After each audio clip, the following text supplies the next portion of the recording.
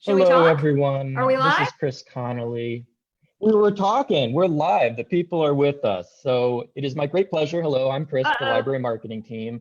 Lainey Mays, my coworker, and then the people we're really here to see, Karin Slaughter and Emily Krump.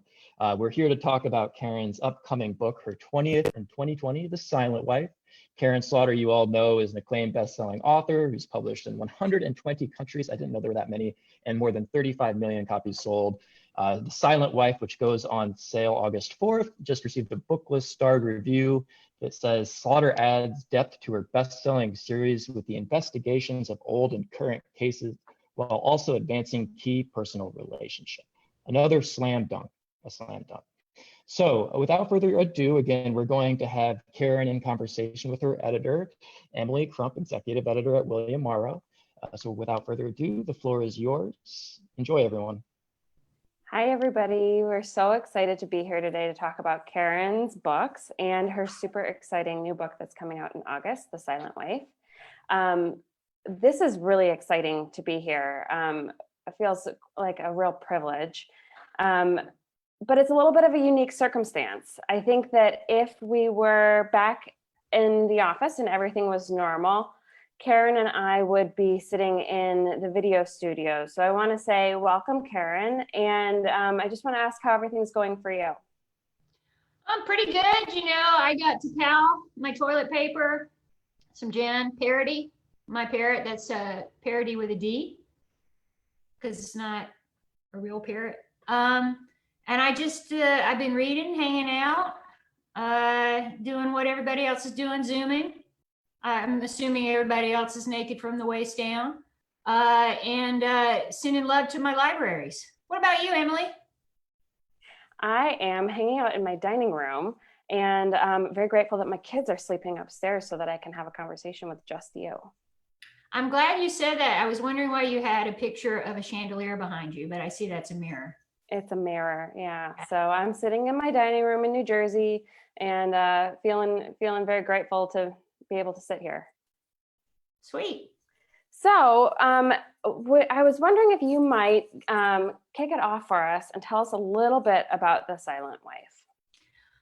Well, first, it has Sarah and Will. Second, I'm really bad about talking about my books. Usually I just say who the bad guy is. So do you want me to do that, or? Well, let's not give anything away yet. Okay. Well, I mean, they all die in the middle of the book anyway. So, and you know, when you say what's it about, I say about 500 pages. It's the 20th right. Karin Slaughter book. It's the 10th Will Trent book. And it features someone who is dead, but not like in a ghost way. It features a case from 8 years ago that involved a fella named Jeffrey Tolliver. I was so excited to read this book. I actually have to tell you guys all that I put out my out of office message. I went to my local library and I read this book in a single day. And I got home that night and my head had just exploded. I was so intense. It's so twisting. I think you guys are just going to absolutely tear through it. And so I know Karin doesn't want to give too much away, but if someone wanted to learn a little bit more about the book, I heard a rumor that you are releasing some details on Wednesdays. Can you tell us a little bit more about that? Yes. So we're calling it Silent Wife Wednesdays. I wish I could take credit for coming up with that. That was not my idea. So anything that's boring on there is certainly not within my purview. But I just filmed some question and answers where I pose the question and answer it myself. And you'll know that I did them all at the same time because I'm wearing the same t-shirt, but without the parrot. Excellent. Well, I can't wait to see what comes out online too. So we touched on this just briefly earlier, but this is your 20th book. And so I was wondering if you could tell us a little bit about how things have changed over the last 20 years. Well, clearly I don't dress any better. I'm just going to be real honest about that. We were talking about Jane Friedman earlier, who was like the boss of HarperCollins when I was first there. And I remember I had a fancy schmancy lunch with her scheduled. And like 30 minutes beforehand, my agent had to call and say, she's wearing jeans. And the restaurant didn't allow jeans. So we had to eat at like a Jack in the Box. Okay. So that hasn't changed. And actually, this shirt, the collar is so tight, it's driving me crazy. So, thank God. Okay.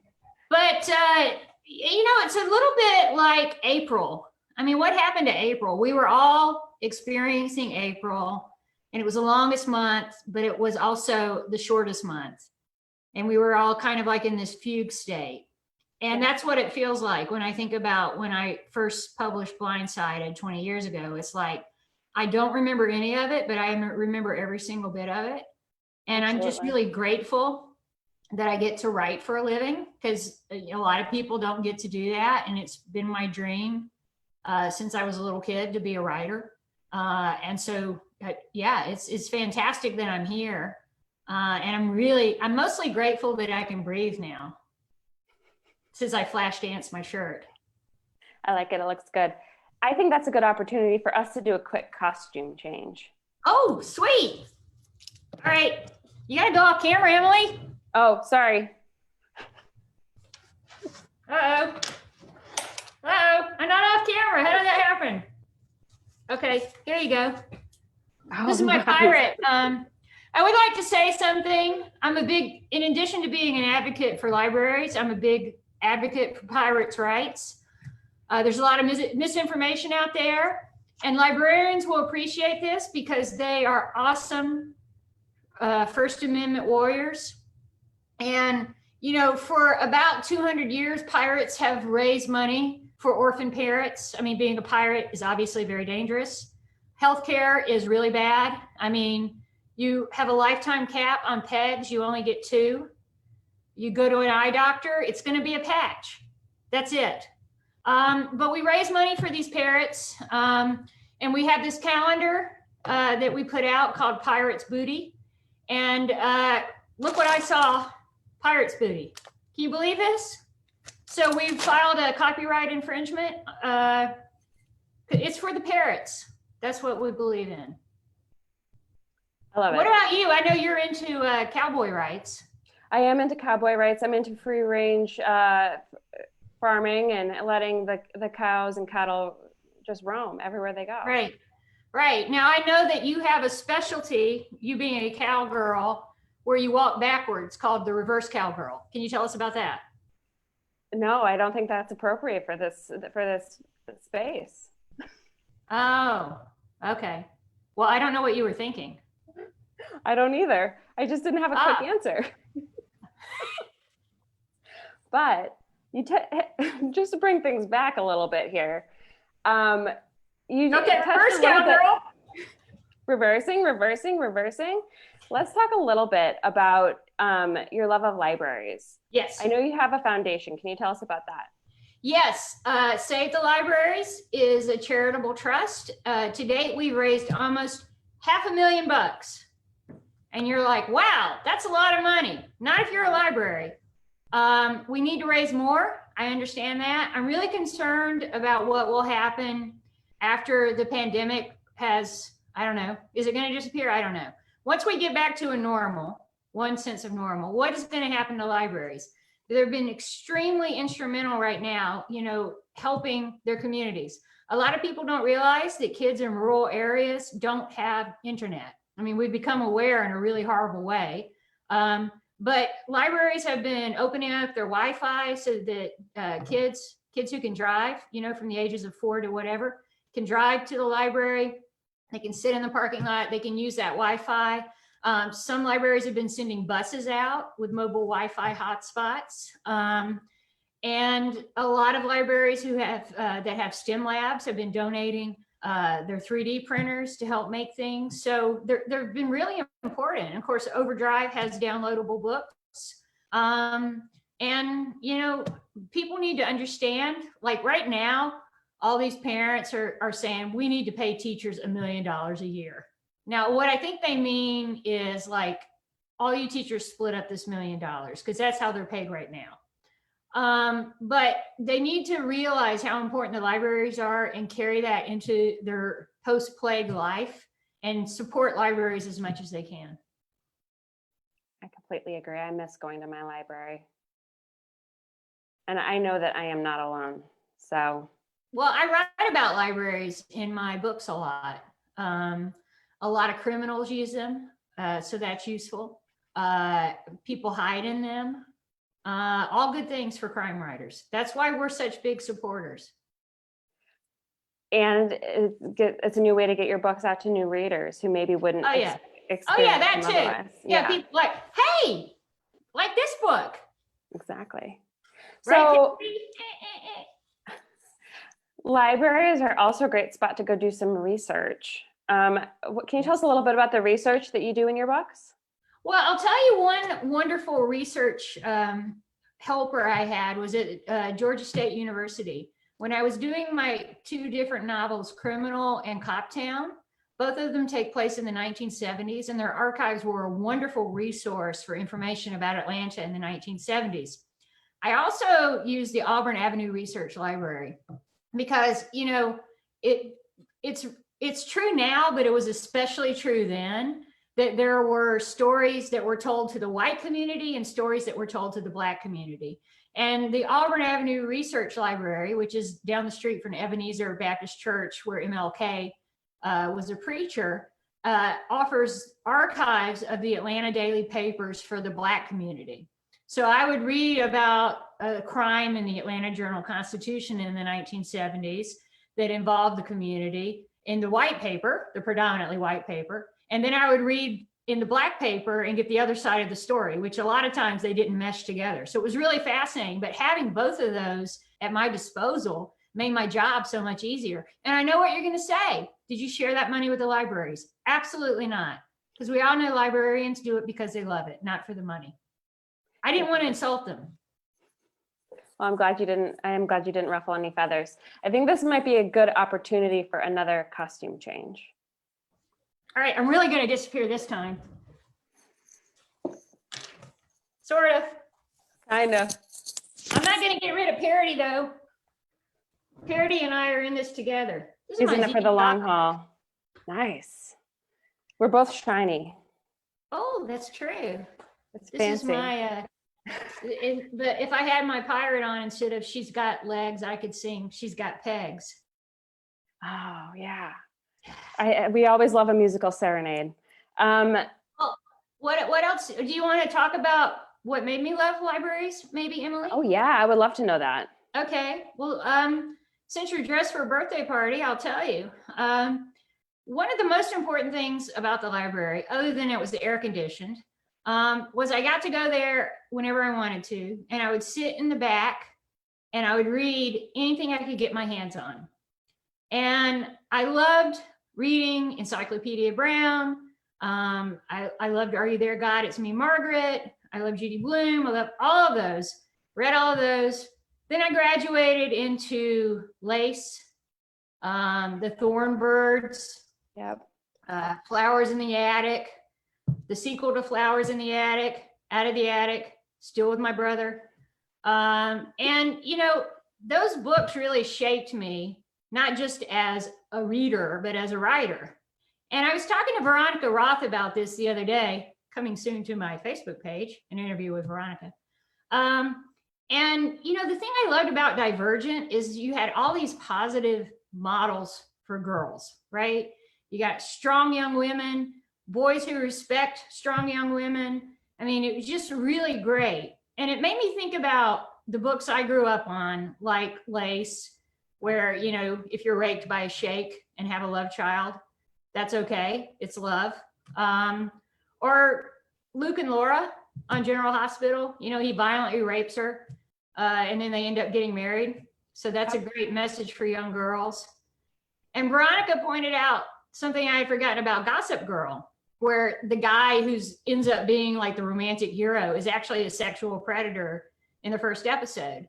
And it made me really think about why the librarians ripped books like The Thornbirds, though I did not know any Catholic priest, but they ripped them from my hands and they're like, hey, how about this book? How about something like, oh, I don't know, Flannery O'Connor? How about something that isn't about incest and isn't really trashy? And they really directed my reading and my interest. You know, I think if you read science fiction as a kid, that you can read anything as an adult. And a lot of the science fiction I read came from the librarians. I mean, this was not something my family was into at all. And it just gave me a deeper appreciation for not just reading, but for people who can give you good book recommendations. And, you know, in my town, the librarians were it. Yeah, you've touched on a couple things that I think are super interesting, but the first one that I want to ask about a little bit more is that you write about violence. And that's something that people have always kind of questioned you about. And I think for me, you always write about it in a way that's really realistic and it's important to the story, and there's a message there. But can you talk about that a little bit more? Yeah, you know, I think it's super important to give a voice to people who don't normally have a voice. And when I started writing my first book 20 years ago, which I know it only looks like about 5 years have passed, I made a decision. I'm going to write about violence against women in a realistic, unflinching way from a woman's perspective. And the big difference was rape is not sexy. There's nothing titillating about sexual assault. There's nothing sexy about harassment and about the kind of microaggressions that a lot of women, especially in traditionally male jobs like policing, have to put up with. And I wanted to write really frankly about that, but I also wanted to make it organic to the story, because violence is something that women deal with, the threat of violence, every day.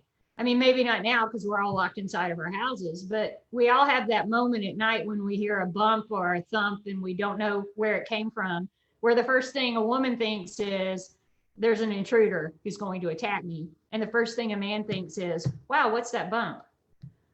So I wanted to write about that kind of fear from a woman's perspective. And, you know, that's what I set out to do. And it was really important for me not to flinch away from it and to make sure that it was shown in context. Because you're right. I mean, I don't want to write to titillate, but I don't want you to have a soft afterglow about really horrible things happening in my books. I mean, I take a hard look at them, what motivates them. A lot of times it's just a general hatred of women. And I want to write about that. I want to expose it. But I also want to say to other women, hey, I hear you. I feel this too. You're not alone. Do you think that's changed over the course of your books at all? How is society reflecting differently? Well, I think that in a couple of ways. You know, when I first started writing Sarah, I was very nervous because I was aware of what everyone is aware of in this industry, which is women buy 85% of all fiction. And women are the majority purchasers or checker outers, as it's called in the library biz, of crime novels. And so I knew when I was writing these novels, you know, I didn't know anyone was going to read it. So imagine my surprise. But I knew that I was going to be speaking to women in a way that they hadn't been spoken to before. And I wanted to be really careful because women can look at a photograph of another woman and just freaking hate her for no reason, like her lipstick, her hair, whatever. Yep. She's holding a wiener dog. Hate her. Talking to you, Elizabeth George. So, you know, I had to be careful with Sarah because she's very accomplished. She's a doctor. She's respected in her town. She's got a great sex life. I mean, yeah, there's a lot of murder around her, but, you know, she deals with it. And I was aware that women might hate her for being successful in her life. So I was very careful to make sure she made mistakes, that she was a person who wasn't infallible. She's not a superwoman. And in a lot of ways, that's benefited me because it's made her a very realistic, complex character. And so writing about her today, people are much more open to reading books where women are strong and they know what they want. And what a conversation I had with Lee Child a really long time ago, because we both started being published around the same time, was I said, don't you get tired of people saying, why are you writing about such a strong character? And he says, no one ever asked me that. And I think for a woman writing about a strong woman, it was just kind of crazy talk. You need her to be weak so the man can come in and be the hero. And I wasn't going to do that. And I made a conscious choice.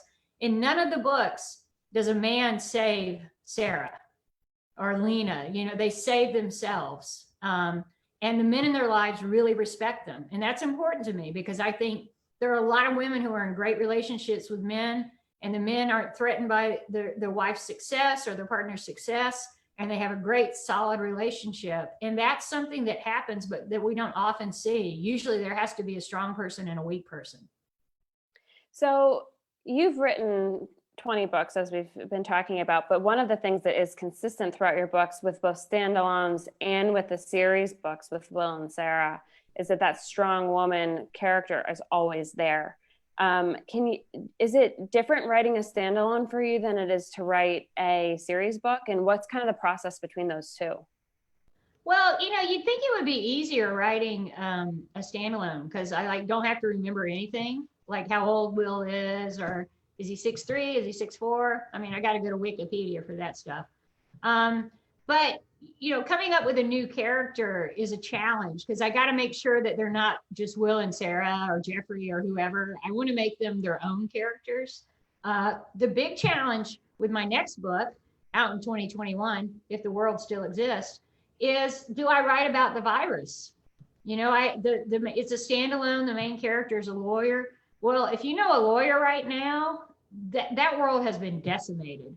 Courthouses aren't opening. They're still arresting people.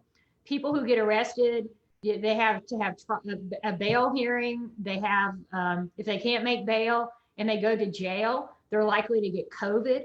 So they could literally die from this. I mean, so it's a really complicated thing. And I have to choose whether or not I'm going to write about the virus as if it's happened or just ignore it and set it in pre-virus times. And people read it in 2021 and I just put a little note and say, hey, this is before the world fell apart, or and in some ways, I guess if I do try to write about it, I'm going to have to be a writer who's more predictive than I usually try to be about what the world's going to look like. So that's the big challenge right now.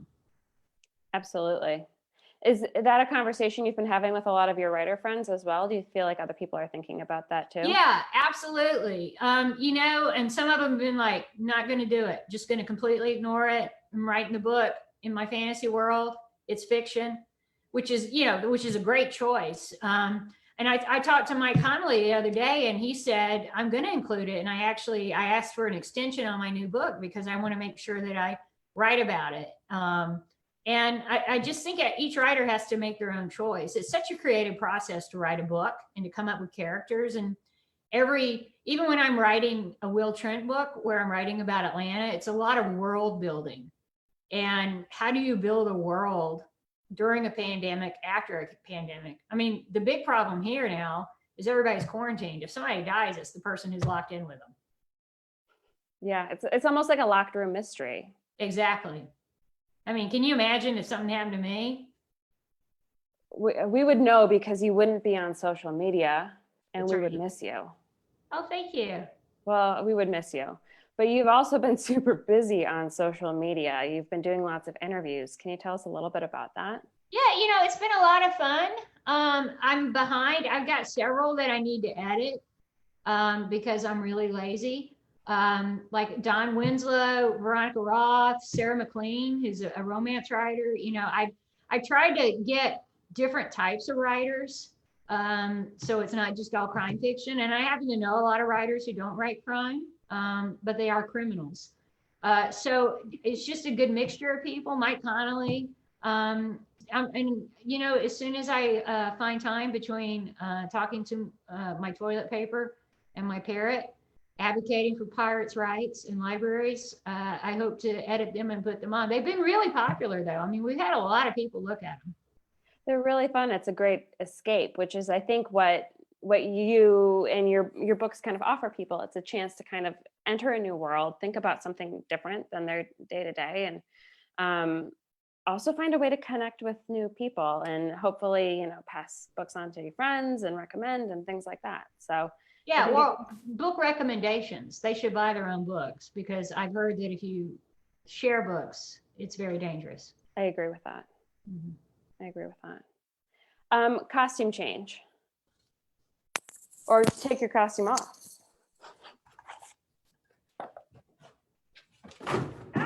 Oops, chaos.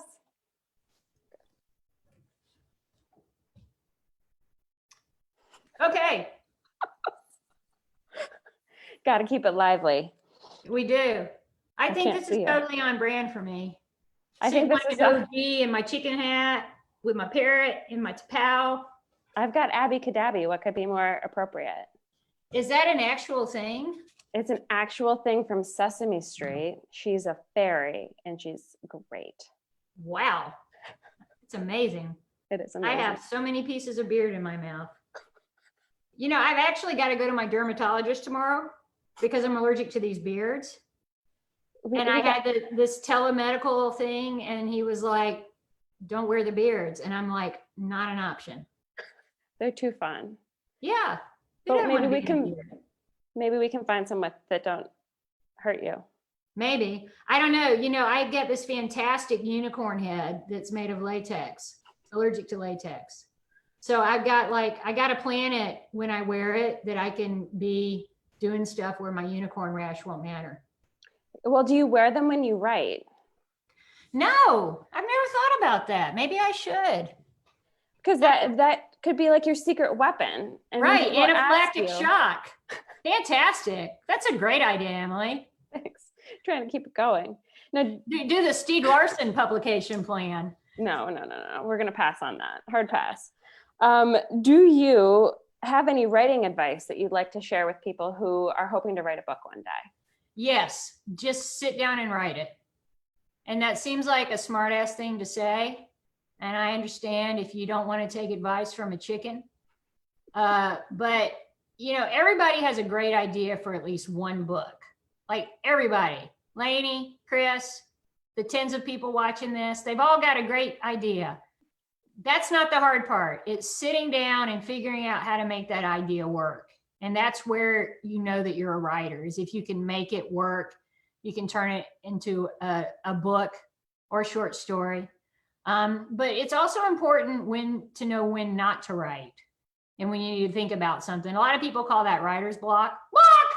But, you know, to me, it's just your brain saying, I need time to think about this some more so I can tell the right story. And I always think about this thing I read. Maybe it was, maybe I heard it in that TV movie, Mistral's Daughter, another excellent movie from my young adulthood. That the difference between a painter and an artist is an artist knows when to stop painting. And I think that's a very important rule for writing, is just you got to know when to step back. It's sort of like when you're looking for your keys and you can't find them, and the minute you stop looking for them, that's when you find them. That it's the same thing with writing. You just have to let it come to you sometimes. Okay. Have you been reading anything good lately? Yes, actually. Hold on. I got two things here. This one, Beheld. It's by Tara Shea Nesbitt. It's very good. And then I got this one up to read after that. Awesome. Into the Fire, Amanda Scott. Gotta get my history on. Awesome. What about you? I have been doing a lot of editing. I have a little bit less reading time than I used to, so I've been really focused on that. But next up for me is Such a Fun Age by Kylie Reid. I've heard about that. I just finished Normal People, which if you watch the Hulu thing, don't watch it with your parents, folks. There's a lot of sex. It's a lot of sex. It's a great book, though. Yeah, absolutely. Great. Off so I can see you. And I'm wondering, Chris, Lainey, do we maybe want to kick it over to questions? Sure. Yes, absolutely. That's the I'm thing. hearing myself. That's weird. So first off, we have Greg Windsor, who is a librarian friend from Johnson County Library in Kansas. He's a super fan of yours, Karin, and he asked, where is it? Any plans for a librarian victim in your future books? He's allowed to ask that since he is a librarian. I recently met a librarian I think deserves to be murdered. That had never happened before. So maybe, but in Pieces of Her, my character Andy goes to the library and she's worried that the police will look at her browsing history, but she's like, you know what? These librarians are going to say no to the lawman. So she felt really protected thanks to librarians. Excellent. Greg followed up, quick question regarding Lena Adams. Any future plans for redemption? Tolliver's son too, will he develop more as a main character? Well, slight spoiler alert, Lena and Jared are both in The Silent Wife. So if you want to know about redemption, I will say yes and no. Go read the book. Lots of love, lots of people watching. Our friend Jennifer Winberry, who's also a librarian, asked, this book, Silent Wife, was so intense, not just the plot, but the depth of the characters and 2 timelines. Do you have an outline or do you know where everything's going and how the plot will unfold before? Well, you know, I don't. So normally I have a rough idea and sometimes I do an outline, but it's more like this happens and this happens and this happens. It's not really like a structured outline, mostly because I did not pay attention when we were being taught how to do this. But a lot of times I'll get into a book and I'll just completely ignore everything. But with this book, I had to be really careful because when you're writing a book where it's structured so that part of it is in the past and part of it is in present, you have to be really mindful of how the chapters lay out because, you know, one part can't finish before the other. So I have to make sure that they match up. So I was a little more careful with The Silent Wife, but you know, some of them are real loosey-goosey. Let's see, we have a question from your page, Karen. Sharon Person is asking, any funny stories from a book signing that you've done? Well, I think you've all seen the picture of me signing that prosthetic leg. That was pretty fun.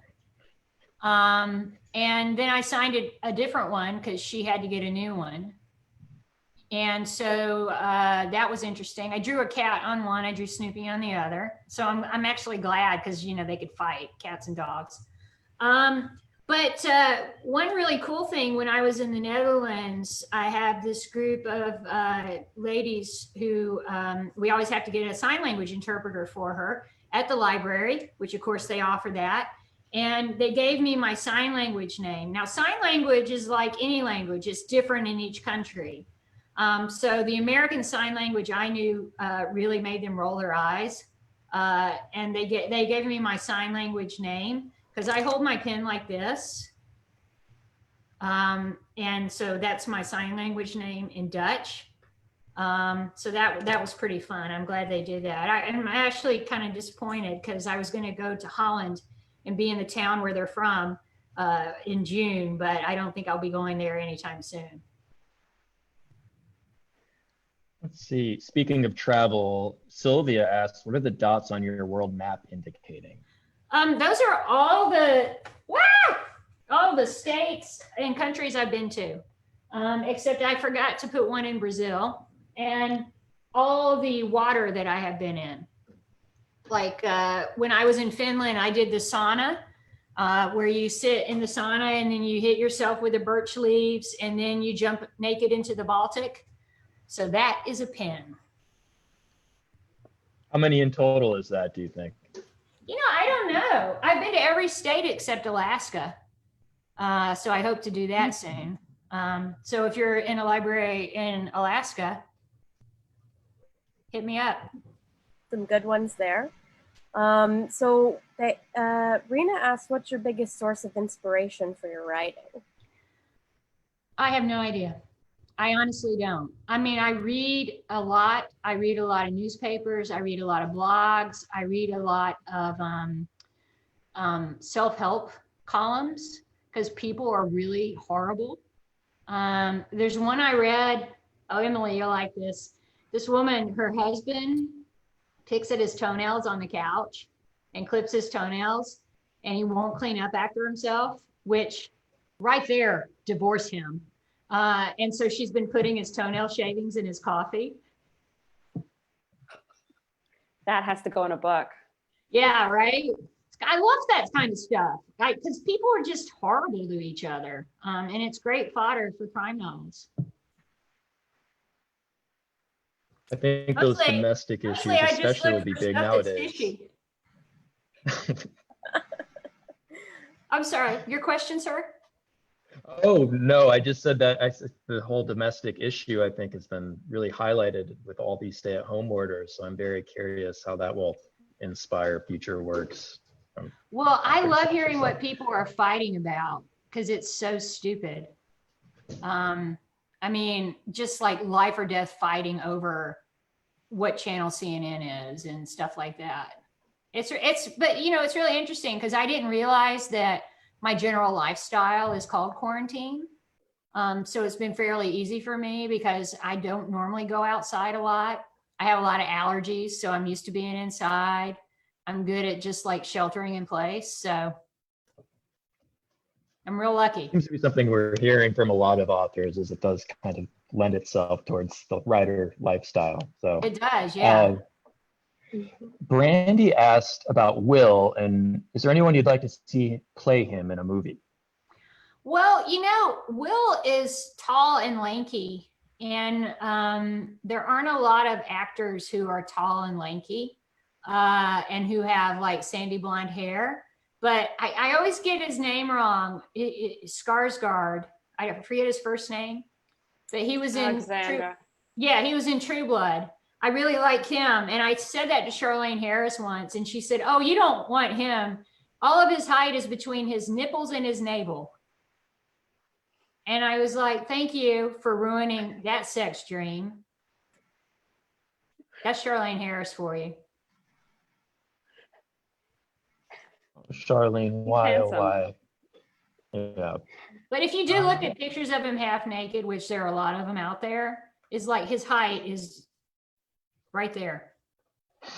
I have a He's a question. short man, except for that. I have a question. Where do you find all of your fun props and your costume changes? I mean, just like everybody else, I just have them lying around. Makes sense. Why? There's something fishy about that question. Let's see. There was one from Barbara Ringle. She said, if a reader is new to your books, where should he or she start, with the standalone or a series from the first one? Well, I'm a stickler when I read. Like if I find a writer I like and I realize this is like the 15th book in a series, I'm going to go back and get the first one because I don't like to be like out of the sequence. But I write the books so that you can read any of them and they stand alone. But I mean, so if it's a person who's like, if they come in and they're like really neatly dressed and their hair's parted, say, you need to start with Blindsided.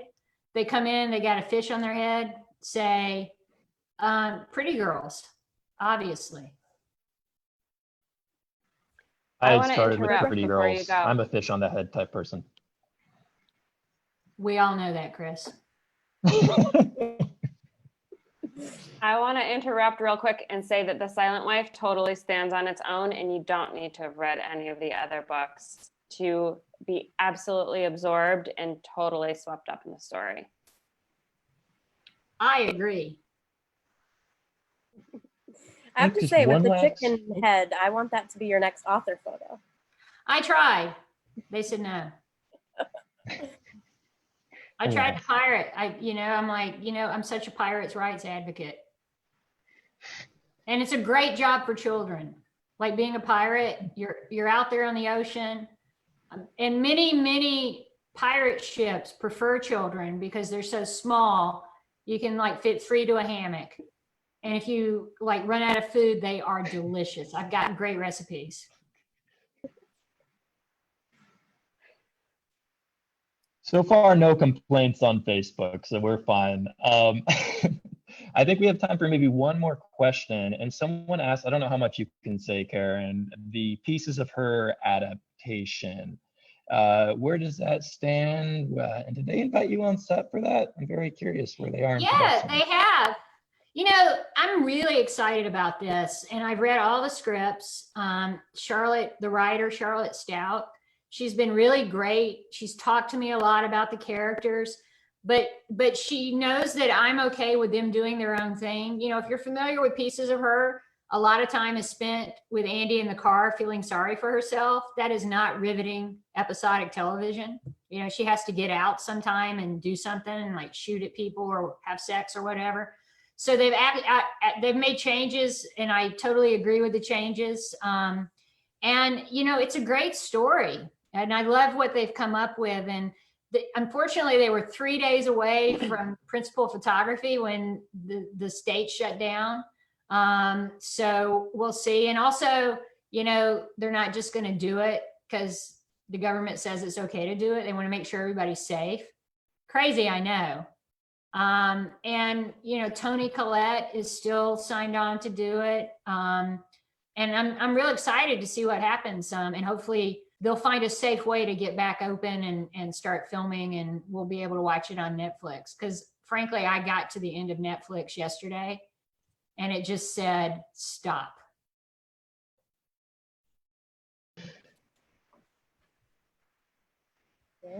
Well, we need a new streaming service. I think that's pretty much it. Emily, Karen, anything else you want to say before we move on to housekeeping? And we're not done with you yet, Karen. I know you're going to be joining us on Instagram tomorrow, right? Yes. Yes, I am. I got some Yes, cool yes. pictures and things. Oh, look at Ash. I don't look anything like that. Reminds me of a story about Barbara Taylor Bradford, how she insisted on a new photo every year, and they airbrushed it so much it was just like nostril holes. Yeah. Another great writer I grew up reading, actually. Thanks, librarians. I would like to say, though, thank you to the librarians watching this, and to people who are not librarians, you don't belong here. So Well, if you guys want to there's- follow along for tomorrow, because you're there all day at 11 a.m. Eastern, you'll do a tour of your writing space, which we're so excited about. And I'm sure there's going to be so many fun things coming all day. So at Harper Library, that's our Instagram handle, and go follow us so you can follow along. Yes, and I'll be playing some of my musical instruments. Oh, yay. we can't, you got to tune in. And again, everyone watching, librarian or not, thank you so much for joining us today. Again, The Silent Wife goes on sale August 4th. There's links all over the place, so you can go get your copy, pre-order it. And again, just check out Karen's Instagram takeover tomorrow. That's happening all day. And if you want to learn more about Karen, KarenSlaughter.com. That's right, Karen, right? Yes. Yes. Yes, I have a nice image. Oh, wow. You know, that Gillian Flynn quote, stop following me. It's not funny anymore. We also have the Save the Libraries that we wanted to point out, which is so sweet. Everybody should go and read all of this. And you're always such a great advocate. So thank you for your nonstop work for libraries. Yep, we're here for you. Well, I think that does it for today's episode. Everyone watching, you know, Karen is on Facebook Live on her page pretty regularly, so they can just visit your page and check out previous episodes. I'm sure there'll be more in the future. You can pick up your copy. And Emily, Karen, thank you so much for joining us today. It was a hoot. It was informative. It was everything we needed in these tough times. So we really appreciate it. Thank you, Chris. Thank you so much. Thanks, everyone. Bye, guys. Bye.